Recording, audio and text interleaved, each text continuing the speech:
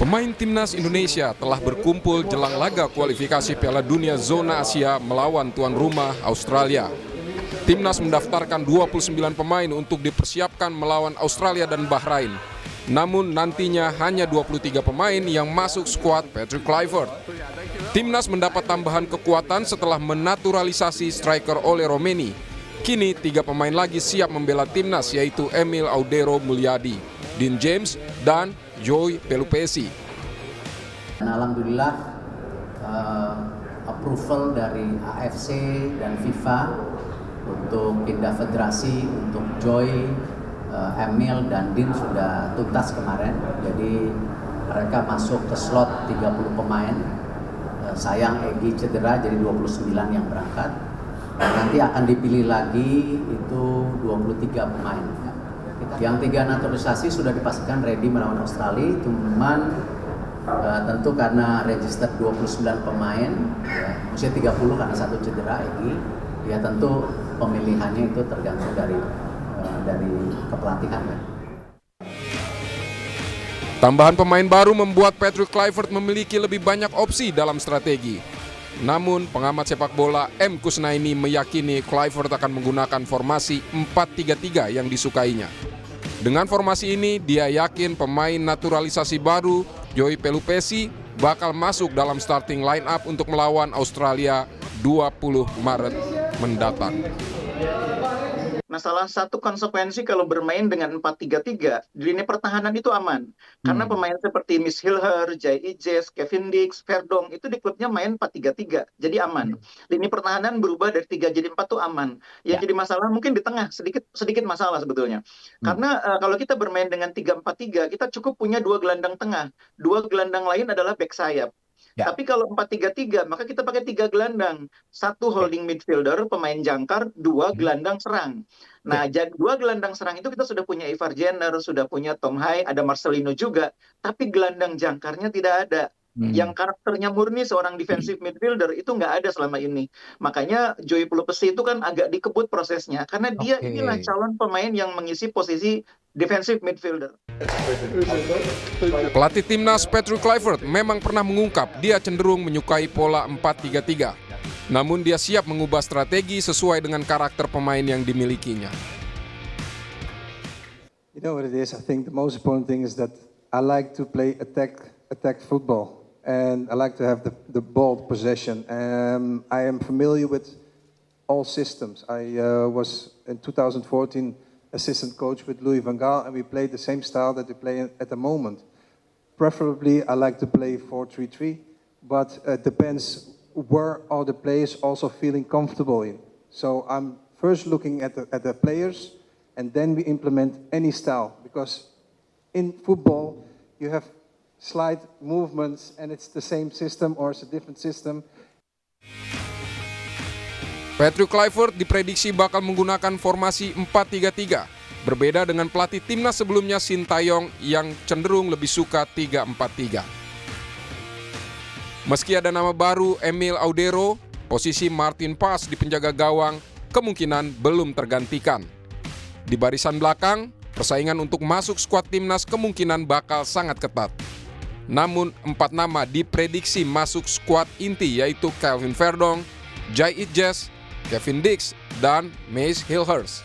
Sebagai pelapis, Kluivert masih memiliki nama seperti Sandy Walsh yang tampil apik bersama Yokohama Marinos, Rizky Ridho, Jordi Amat, dan Shane Patinama.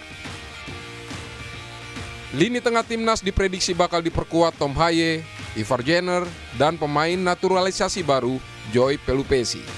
Namun Kluivert memiliki pelapis yang juga berpengalaman di timnas seperti Ricky Kambuaya dan Nathan Choaon. Sementara persaingan untuk mengisi lini depan timnas juga diperkirakan bakal ketat. Kluivert memiliki banyak pilihan, namun Marcelino Ferdinand yang sudah membuktikan ketajamannya diperkirakan akan masuk 11 utama. Kemudian Rafael Struijk yang pandai membuka ruang, serta Ole Romeni yang diharapkan bakal menjadi solusi bagi krisis striker timnas. Namun di luar itu masih ada nama Ramadan Sananta, Eliano Reinders, dan juga wajah baru Septian Bagaskara. Persaingan untuk masuk skuad bakal lebih sengit, namun Kluivert punya banyak opsi untuk memutuskan strategi terbaiknya demi membawa pulang poin dan memperbesar asa ke Piala Dunia. Tim Liputan Kompas TV.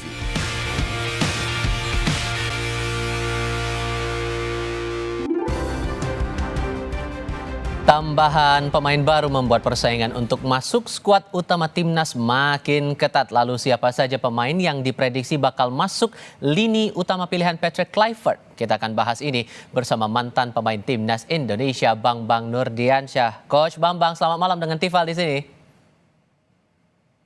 Sepertinya audionya belum dibuka, boleh dibuka dulu, Coach? Ya, Oke, selamat malam. sudah terdengar. Suara saya terdengar ya, Kak? Halo, kedengaran suaranya? Oke, sudah terdengar sekarang. Terima kasih sebelumnya sudah mau bergabung. Kita mau mulai soal formasi dulu nih, Coach. Kalau kita kan biasanya di era Shin Tae-yong formasi 3-4-3 dan sekarang di eranya Patrick Kluivert ini bakal menggunakan formasi 4-3-3. Dengan lawan kita Australia dan masalah kenyamanan dengan anggota timnas kita, mana yang menurut Anda paling aman?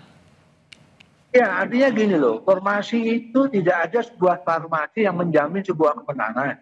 Tidak ada satu formasi pun yang bisa dibilang itu jelek.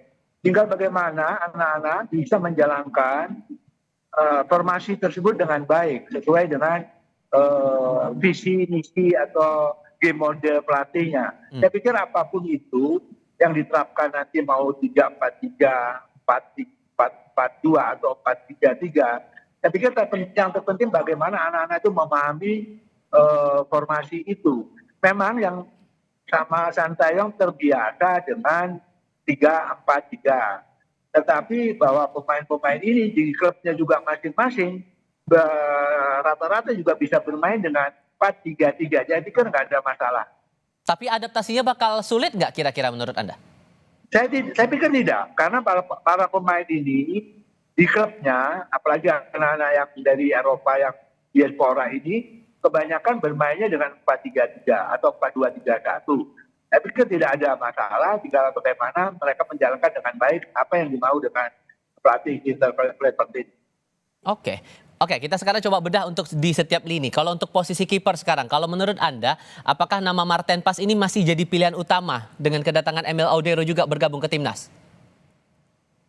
Ya, saya pikir kalau penjaga gawang nggak bisa diragukan, walaupun beberapa kali Martin Pas itu melakukan blunder, tetapi itu biasa dalam sebuah permainan atau seorang pemain melakukan blunder. Tetapi kita boleh uji juga beberapa kali juga dia melakukan shift yang bagus ketika lawan Australia umpamanya di Senayan. Coach Bambang? Ya. Oke, boleh diulang kembali, Coach? Silakan. Iya, saya pikir posisi kiper tidak tergantikan ya Pas ini. Tetapi biasa dalam sepak bola, dalam suatu permainan pemain bikin blunder. Dia pernah bikin blunder, tetapi kita juga harus apresiasi juga. Dia juga banyak melakukan shift ke lawan Australia. Saya pikir di kiper nggak ada masalah ya. Dia pilihan utama menurut saya. Oke, tapi kalau untuk lini berikutnya kalau kita gali lagi nih untuk posisi belakang ada nama Rizky Ridho. Ini jadi pilihan di era kepelatihan Shin Tae-yong. Kalau di era Patrick Kluivert apakah akan jadi pertimbangan kembali atau justru akan ada nama baru yang bakal mengisi lini utama? Sekali lagi yang tahu situasi kondisi pemain tersebut adalah tim pelatih. Saya outsider, saya orang luar yang tidak tahu kondisi terakhir daripada Rizky Ridho dan yang lainnya. Tetapi saya pikir siapapun yang jadi starting, tim pelatih di handle tim ini pasti punya data yang baik untuk kebugaran serta pemain mana yang lebih fit. Seperti itu, Mas. Tapi kalau membandingkan dengan beberapa nama potensial macam Kavil Verdong, Jai Ijes, Kevin Dix, Max Hilhers, ini Anda mengkalkulasinya kemampuan masing-masing ini gimana kira-kira?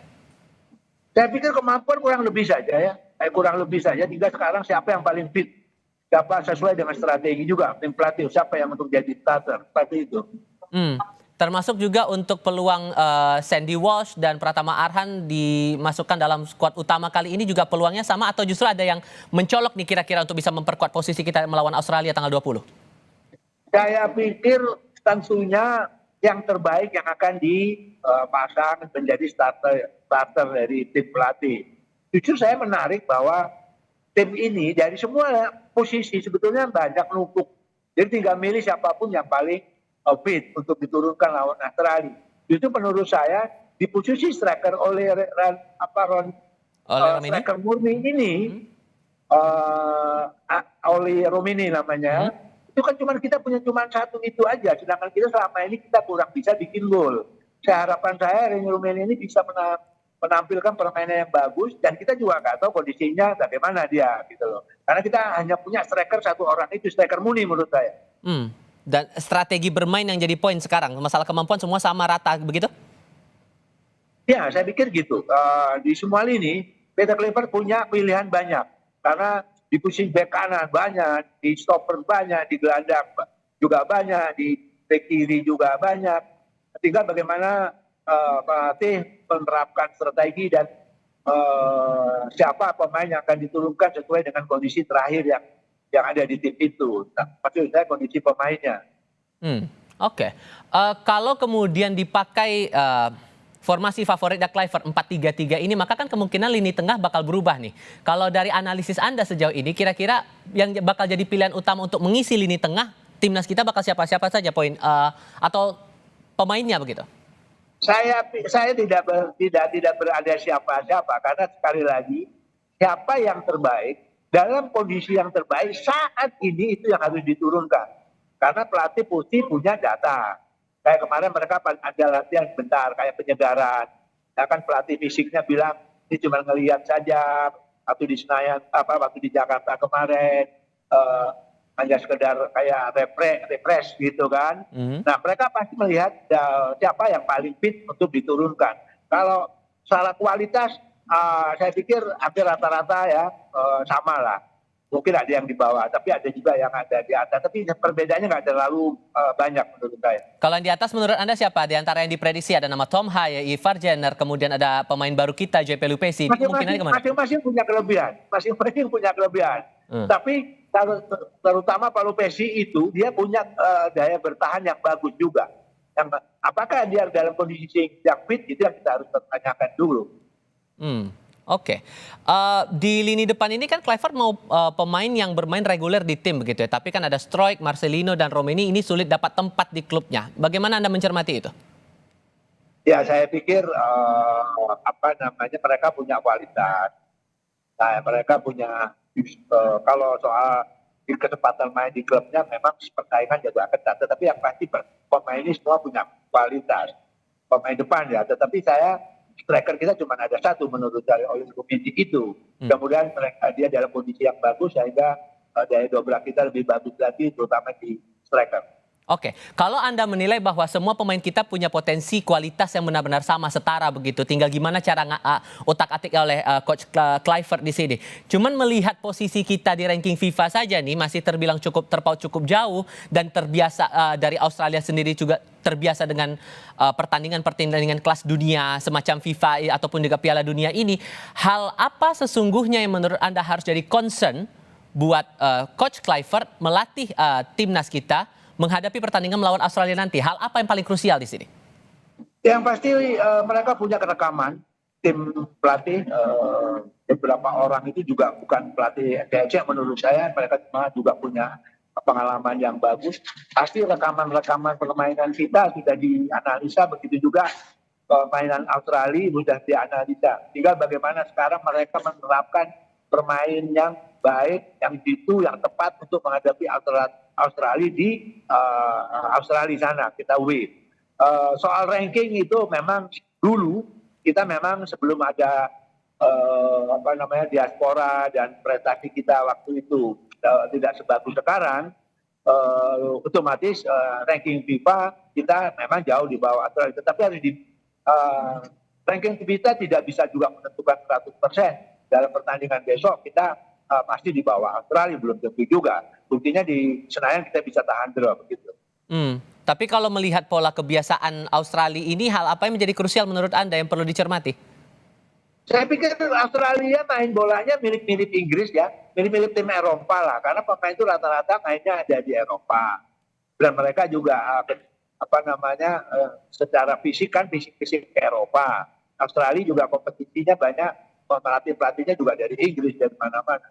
Intinya bahwa kita juga gitu, diaspora ini juga kompetisinya kan di Eropa, mereka main di Eropa. Tapi kita lihat akan pertandingan akan seru lah, kita lihat kan nanti di Eropa, karena ini gaya-gaya Eropa akan kita lihat besok main.